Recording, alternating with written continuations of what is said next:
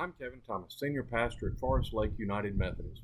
Thank you for joining us as we take a look at this week's lectionary readings. Today, let's talk about Matthew chapter 28, verses 16 through 20.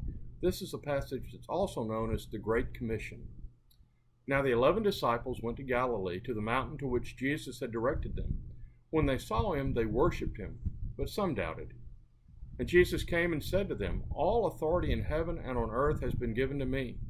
Go therefore and make disciples of all nations, baptizing them in the name of the Father and of the Son and of the Holy Spirit, and teaching them to obey everything that I have commanded you.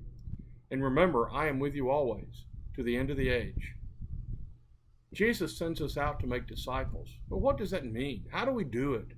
I'm afraid that too often we've reduced his message to getting people to make a decision, convincing them to walk down to the altar, pray a prayer, and get baptized. Now, all of these things are important, but it's not discipleship. At least it's not the way Jesus made disciples.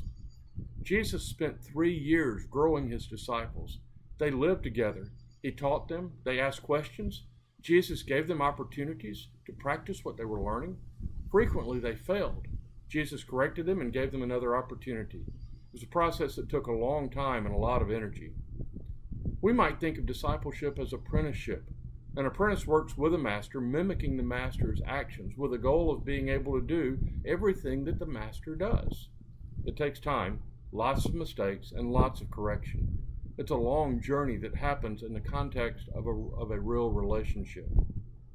Let me offer a model for discipleship and then an invitation. First, the model. Phase 1, I do, you watch. We invite someone to watch how we serve Christ. Phase 2, I do, you help. We invite someone to help us serve Christ. Phase 3, you do, I help.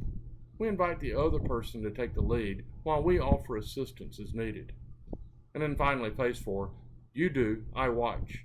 The maturing disciple serves Christ with your occasional guidance. Now for the invitation. Consider 1 or 2 people you might invite into this relationship, people whom you will commit to leading in the way of Christian discipleship. It will take serious investment of time and energy, but isn't it worth it?